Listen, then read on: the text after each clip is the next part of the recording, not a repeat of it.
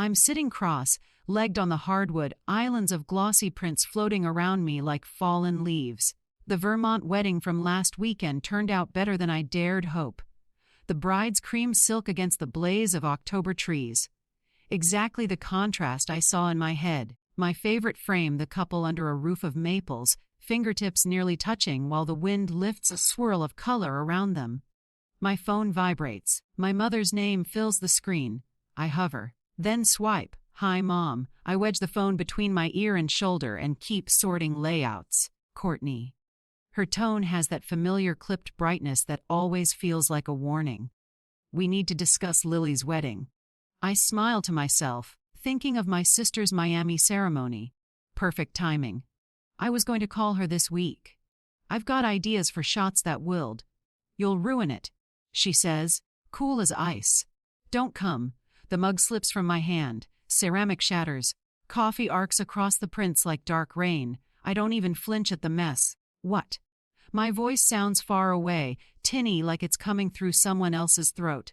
Lily needs the attention. Mom's words are granite. Your accomplishments would take the spotlight. The room tilts. I plant a palm on the desk to steady myself. Mom, that makes no sense. I'm her sister. Invitations went out. A beat. To everyone but you. A familiar ache opens. The old ache of being cropped out. Of my paintings quietly disappearing from the fridge to make room for Lily's stick figures. Of Thanksgiving dinners where I sat at the kids' table while Lily perched on Dad's lap at the big one. I've photographed 180 weddings. I hear myself say, I could help. Think of this as your gift to Lily? She replies, voice softening into that syrupy pity I hate more than anger.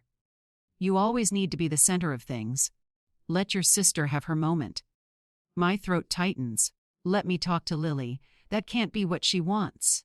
She agrees, Mom says smoothly. It was partly her idea. The sentence hangs there like smoke.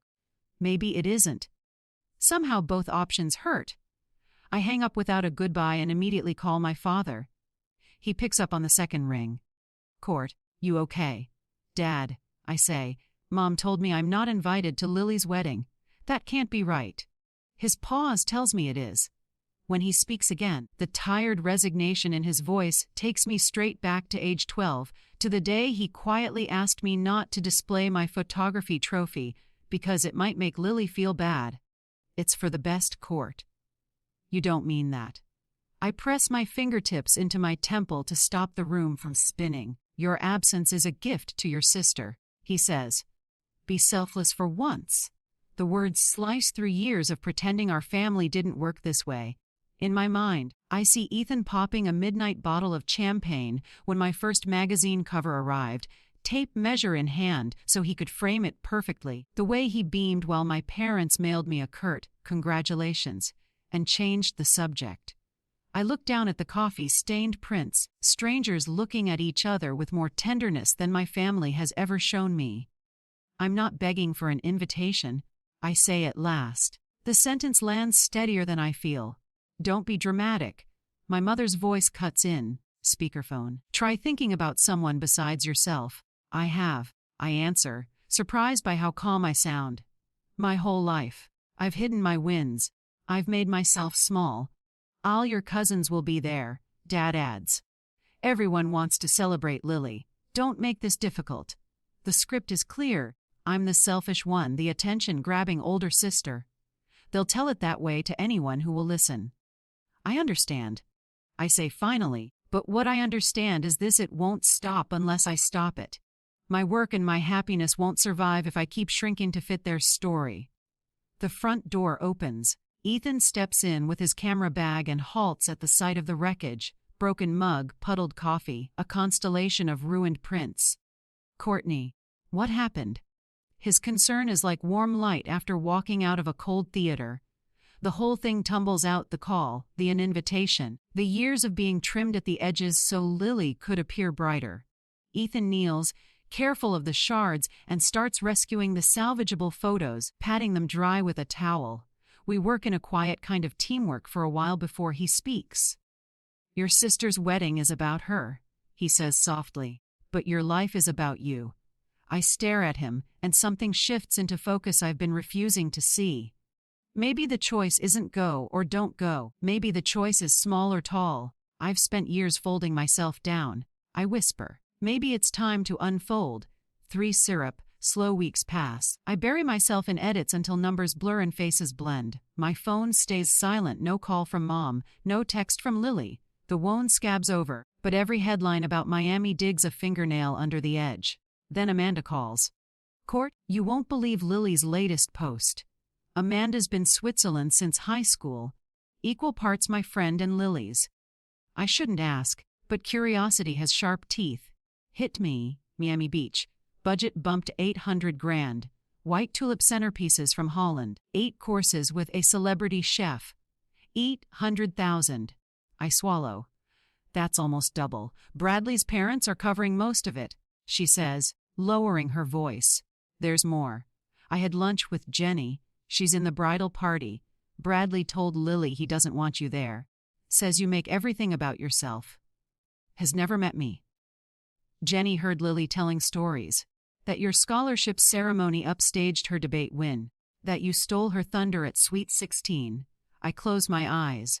The scholarship ceremony was 10 minutes long, wedged between car rides, so we could sprint to Lily's debate. We skipped ice cream because this is Lily's day.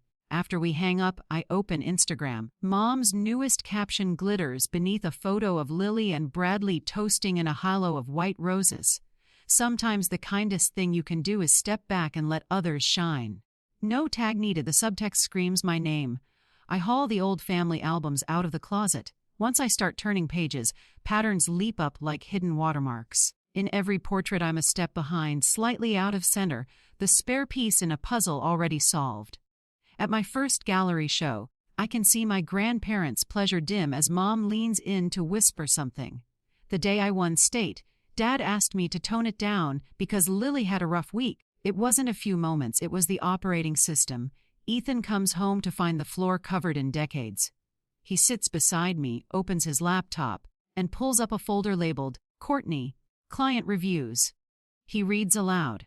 Courtney didn't just take our photos. She caught the second I knew I'd spend my life with this person.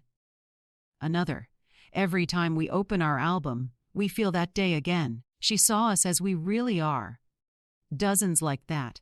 Testimonials that don't just praise my composition, but the way I translate love into something you can hold. These people see you, Ethan says. I study a photo of 16-year-old me cradling my first DSLR, mouth held in that careful not too happy line because Lily had gotten a B in math. I used to think if I stacked enough achievements, they'd have to be proud, but that was never the deal. The deal was that I would live folded so Lily could look unfolded. That's their story, Ethan says. It doesn't have to be yours. Near midnight, my phone lights up. Lili. I think about letting it ring out, but old hope is stubborn. Hey, she says, slightly slurring. You now? I'm at Hannah's bachelorette. Everyone's asleep. A wobble. I miss you, Court. Then why am I not invited to your wedding? A long exhale. Mom's afraid you'll charm people. You always do. She hesitates. Bradley's parents have a lot of important friends. The wedding has to be perfect.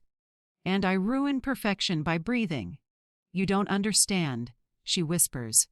It's hard being the favorite. Expectations crush you. A strangled laugh escapes me. Try living as the cautionary tale. That's not fair. It's true. I say gently. Silence stretches. Thin. I should go. Just. Her voice softens. Take good pictures, okay? The line clicks dead. I sit in the dark until Ethan finds me and folds me into his chest. He smells like cedar and sleep. What if we left for the weekend? He murmurs into my hair. Get you somewhere quiet. The next night we're out with Sophia and Michael, photographer friends who know me too well. I don't tell them about Miami, but news travels. Your family can't see your light, Sophia says over the clink of pasta bowls, fire in her gaze. They're the ones dimming it. This isn't about winning, Michael adds. It's about taking back the pen. How? I ask. By living, Sophia answers. Be making something beautiful. We walk home under a thin seam of stars between buildings. Their words settle like stones in a foundation. They're right, I say at last. If I keep chasing their blessing, I'll keep folding. Then don't, Ethan says, squeezing my hand. I tilt my head to the narrow ribbon of night and feel the axis shift, not rage, not even grief. Resolve. For 27 years, I've waited for permission to take up space, to shine. I'm done shrinking, I say. And for the first time, it feels like a truth I can build on. Travel brochures sprawl across the coffee table in our rented cabin like a map of possible futures. After that call with my parents, Ethan insisted we escape the city noise. Lake Shellen in early summer, clear air, distance, a chance to breathe. I stand on the deck photographing the sunset when Ethan calls from inside. "Court, come see this." He's on the couch, laptop glowing. On the screen, a villa perched above an ocean so blue it seems impossible. What is it? I sit beside him, camera still in hand. Remember Giovanni, the Italian filmmaker from last year? I nod. Giovanni, with his wild gray curls and espresso laugh, adored Ethan. He rents his family's villa for small weddings. Ethan says, clicking through photos. Stone terrace, jasmine vines, olive trees. Amalfi Coast. The images steal my breath, light pouring through arches, sea stretching into forever. It's beautiful, I whisper. But my stomach knots. We've never really talked about marriage. Ethan looks at me. You know what I realized? We've been postponing our happiness to avoid your family's disapproval. The truth of it hits hard. Every decision. Career milestones, vacations, even holidays, somehow adjusted for their comfort. He squeezes my hand. Look, September 15th is open. My mind instantly calculates golden hour, light angles, color temperatures. That's perfect timing. 1 month before Lily's wedding. He adds softly, "You think we should get married before her?" "I think we should get married when we want to," he says simply. Not as reaction, but as choice. Something clicks inside me, quiet and final. For years, I've been waiting for permission that was never coming. September 15th, I whisper. The words taste like freedom. Ethan grins. So yes. I laugh, the sound bubbling up like sunlight through water. Yes, let's do it. For the first time in weeks, I feel weightless. The next morning, dawn spills gold through the cabin windows. I step outside with my coffee, phone in hand, and dial the number that has always made me shrink. Mom answers on the third ring. "Courtney, is everything all right?" Her voice sounds almost warm, and for once I don't bend toward it. "Everything's fine," I say evenly. "I just wanted you to know. Ethan and I are getting married." A long silence. Then, "What? We've been together 4 years. It feels right. We found a villa in Amalfi, small ceremony, 25 guests." "You can't possibly do that while Lily's planning hers," she snaps. "Do you know how stressed she is? This will devastate her." In the past, that would have stopped me cold. Now it only proves why this needs to happen. I'm not asking permission, Mom. I'm sharing news. "This is exactly what I mean." She spits. "You can't stand not being the center of attention. First you make a scene about Lily's invitations. Now you're planning your own wedding." Her voice fades as she calls out, "Richard, Courtney is trying to upstage Lily." I close my eyes. The old shame tries to rise, but it has nowhere to land. "I need to go, Mom," I say quietly. "I just wanted you to hear it from me. Courtney." "Goodbye, Mom." I end the call before she can weaponize guilt.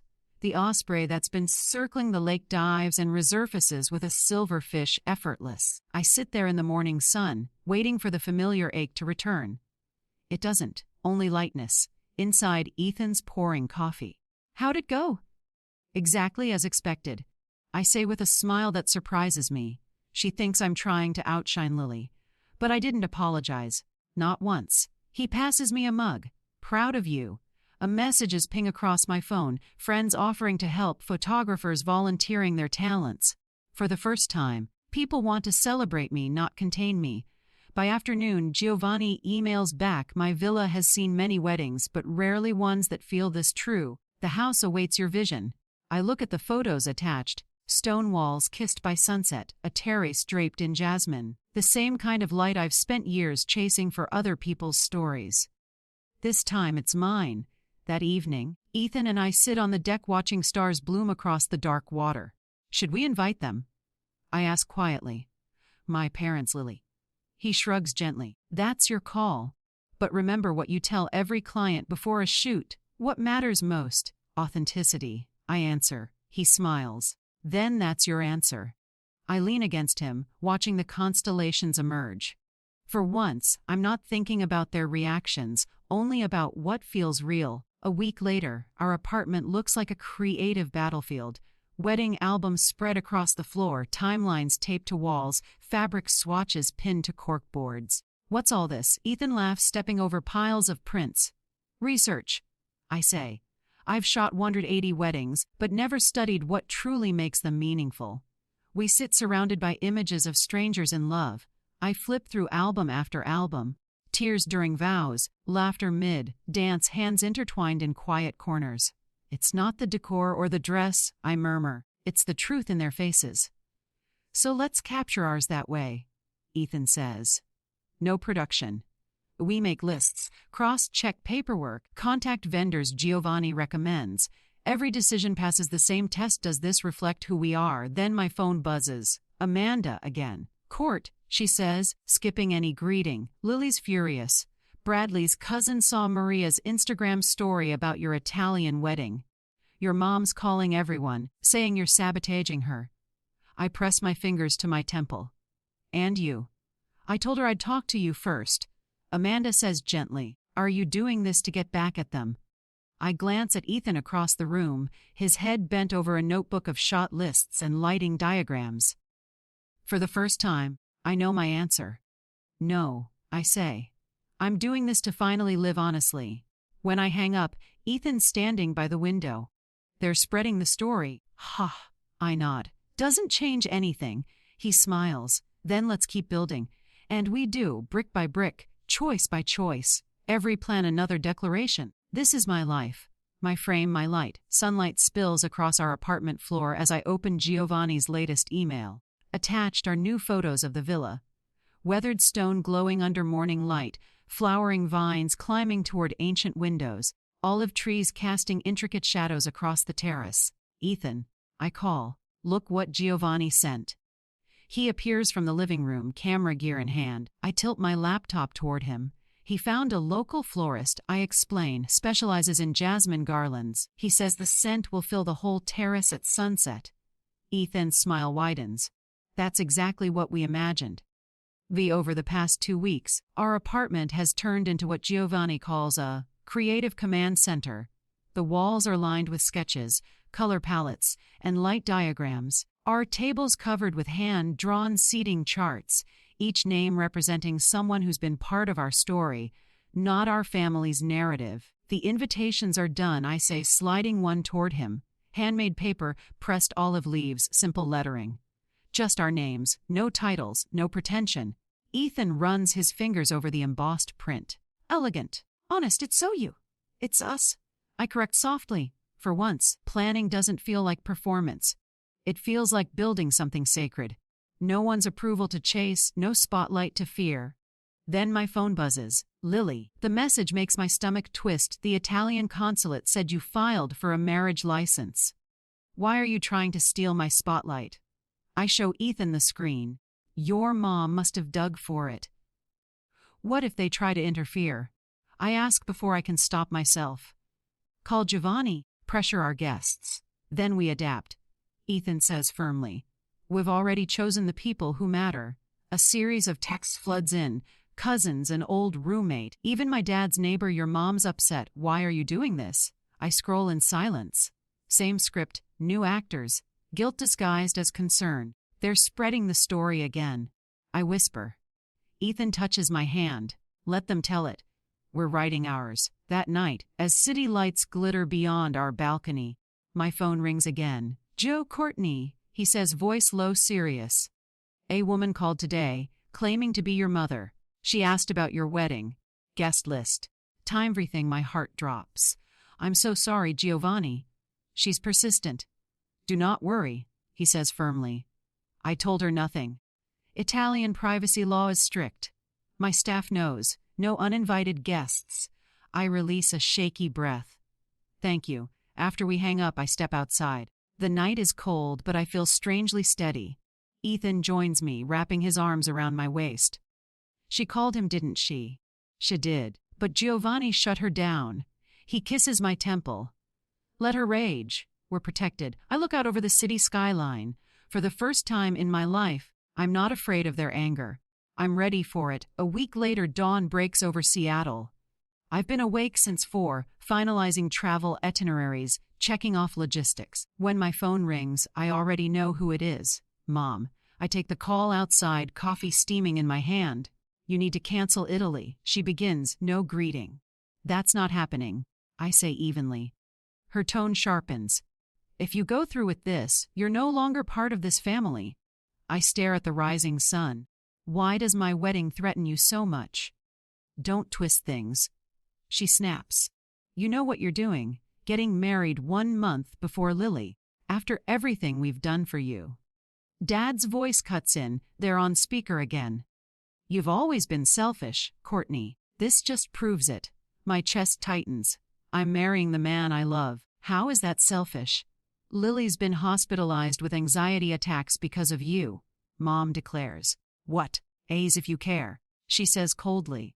Her doctor says your drama is affecting her health. A bitter laugh escapes me. She was posting yacht pictures from the Bahamas 3 days ago. She went to keep up appearances. Mom counters, voice rising. My phone buzzes with a text from cousin Rachel. Is it true you're stealing Lily's thunder? Grandma's heartbroken. Another message, heard you're getting married in Italy. Why would you do this to your family? They've coordinated it. Every guilt trip, every accusation. Dad adds quietly, your grandmother might not live to see another wedding. She hasn't left Florida in 15 years. I remind him. Silence. Then Mom again. Cancel Italy or you're cut off. Permanently. I press a hand to my chest, feeling my heartbeat steady beneath the storm. Is that what Lily wants too? This is coming from all of us, Mom says, her voice trembling with rage. You've pushed her to her breaking point. I look at the wall where our plans hang, sunlit arches, jasmine vines, olive branches, the life we're creating. I'll think about what you said. I reply, my voice calm though my hands tremble. Goodbye. I hang up before they can twist my words into weapons. Inside, Ethan's already awake, eyes filled with quiet fury when he sees my face. They escalated, I nod. Total excommunication if we don't cancel. He pours me coffee. You okay? I'm angry, I admit. They even claimed Lily's sick. That's a new low, he mutters. We'll tighten security, I say. Just in case. I already called Adam, Ethan says. He knows a discreet guy in Amalfi. I blink at him. You knew they'd pull this. I did, he says simply. But they can't touch what's ours. The rest of the day we finalize details. Photographers, videographers, schedules, backup plans. By sunset everything's locked. The villa's secured, the guest list unshakable. For the first time in my life, my family's disapproval doesn't paralyze me. It propels me. It's past midnight when my phone buzzes again. Lily. I hesitate, then answer. Did Mom call you? She asks. Tired. She did. A pause, then softer. I didn't ask her to. I wait. Is it beautiful there? She asks finally. Italy, I mean. I close my eyes. It's breathtaking. The villa overlooks the sea. The light's perfect. She makes a small sound. Half sigh, half longing. 25 guests. Right, just the people who care? Yes, I whisper. Part of me wishes I was having your wedding. She admits. Mine's turned into a corporate event. 230 people I barely know. Bradley's parents, clients, his board, their friends. Something softens in me. For the first time, I don't feel rivalry. I feel pity. It's not too late to change it, I say gently. You know I can't. Her voice cracks. Mom would never forgive me. She only forgives people she controls. Lily laughs quietly, no joy in it. Always has. Silence hums between us. Take good pictures, okay? She says at last. The line goes dead. The next morning, Ethan and I roll our suitcases through the airport terminal. Our flight to Naples boards in 20 minutes. Last chance to back out, he teases, but his eyes are steady with understanding. I hold up the photo of Giovanni's villa on my phone, sunset spilling across the sea. No turning back, I say, slipping my hand into his. As the plane climbs above the clouds, Seattle shrinking to a blur beneath us, I whisper it again. This time with conviction, not fear. No turning back. Our plane lands in Naples just after sunrise. Warm air rushes through the open terminal, carrying the scent of sea salt and espresso. Ethan squeezes my hand as we step out into the Italian morning. "Welcome to our next chapter," he says, and for the first time in months, my chest feels wide open. The drive along the Amalfi Coast is a blur of cliffs and color, turquoise water, lemon groves, terracotta rooftops. When Giovanni's villa finally comes into view, it feels less like arrival and more like recognition. The same light I've chased my entire career is here, waiting for me. Giovanni greets us at the gate with his signature flourish. "Benvenuti," he beams. "The terrace, she is ready for your vision." He leads us through stone arches draped in vines, the scent of jasmine wrapping around us like silk. Below, the Mediterranean stretches out forever. For a long moment, I can't speak. Ethan sets down his bag and turns to me. "It's even better than the pictures. Ha! It's everything I didn't know I needed," I whisper. That evening we dine under string lights with Giovanni and his wife Chiara. The sea hums softly below us. They toast to love without permission, a phrase that stays lodged in my heart long after the plates are cleared. Later, as we unpack in our room overlooking the water, Ethan catches me staring out the window. "You okay?" I say slowly, "I'm finally more than okay." The morning of our wedding arrives wrapped in gold. The air smells of salt, citrus, and blooming jasmine. From the terrace, the horizon looks endless. "Perfetto light today," Giovanni says with pride, his camera crew setting up discreetly. "You could not have chosen a better hour." Ethan adjusts his tie, his usual calm dissolving into boyish nerves. "You ready?" I nod, smoothing the simple silk of my dress. No corset, no glitter, no pretense, just fabric that moves with the breeze. For once, I'm not trying to impress or prove anything. I'm simply present. Our 25 guests, friends, colleagues, kindred spirits gather beneath the olive arbor. No one from my family, yet the space feels full, not empty. Music begins. Northern Sky by Nick Drake, the song Ethan and I first danced to in our kitchen years ago. I walk toward him alone, no father giving me away, no apology for it. Ethan's eyes meet mine, and everything else fades. The officiant speaks. Marriage is not the merging of two stories. It's the writing of one new truth. Ethan takes my hands, his voice trembling slightly. "I promise to see you, to never ask you to dim your light, to celebrate your victories as my own." I unfold my vows, paper shaking. "I promise to stand tall beside you, to create beauty without fear, to love loudly without needing permission." As we exchange rings, the sun breaks through the clouds, painting the sea in molten gold. Our photographers move silently, capturing not perfection but authenticity. When the officiant announces us as married, cheers erupt, not polite claps but wild, genuine joy. That night, during dinner under the lights, Giovanni raises a glass. "True love," he says, voice thick with emotion, "requires courage to tell your own story." Ethan squeezes my hand beneath the table. "That's you," he whispers. "That's what you did later." As twilight deepens, James approaches with his camera. "You have to see this," he says, turning the screen toward me. It's a photo of Ethan and me framed by jasmine vines, the sunset flooding everything in amber light. "It's perfect. Do you mind if I post it?" he asks. "This one feels special." I nod, unable to speak. By the time we finish our first dance, my phone buzzes with notifications. The image has gone viral, shared, reposted, celebrated. Helena Baxter commented. Ethan says, grinning. She called it the most authentic wedding image she's ever seen. The name stuns me. Helena Baxter, my idol, the woman whose photography book pushed me to chase this dream.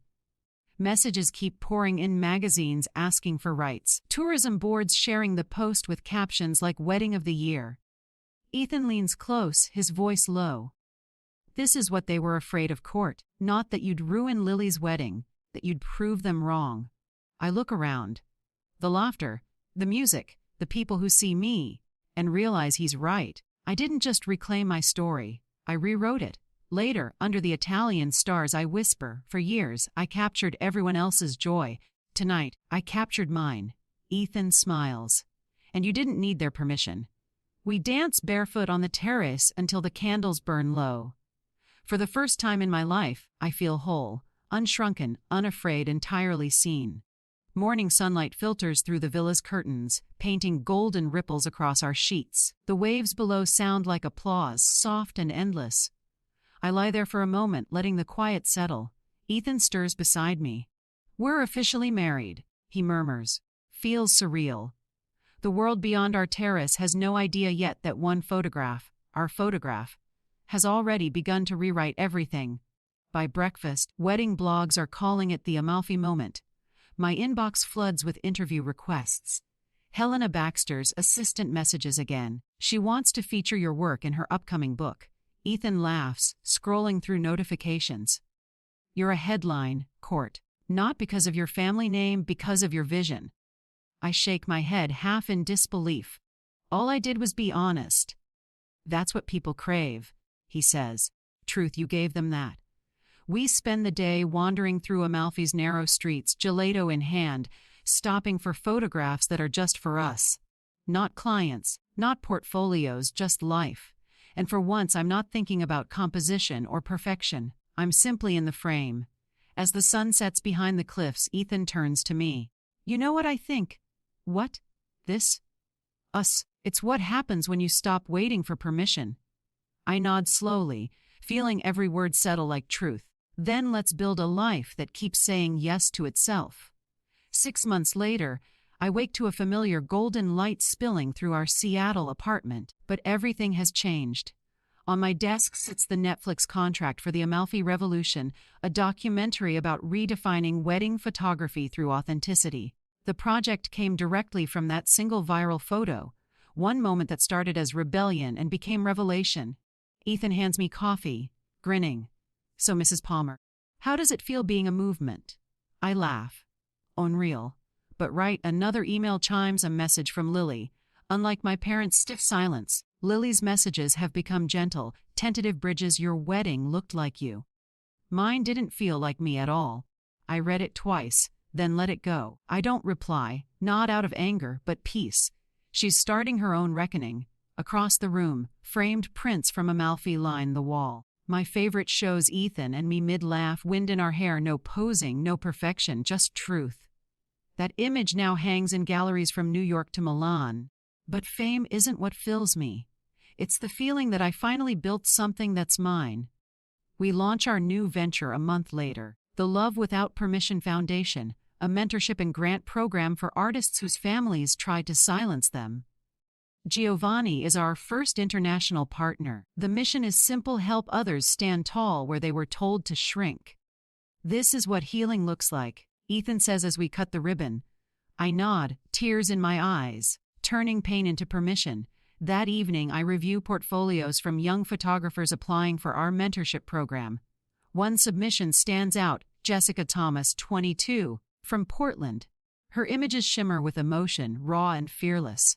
When she arrives at my studio for an interview, she's clutching her portfolio like a lifeline. My parents think photography's a hobby, she admits.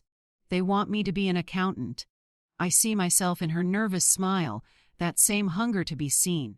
Jessica. I tell her, your vision already matters. Don't wait for them to approve it.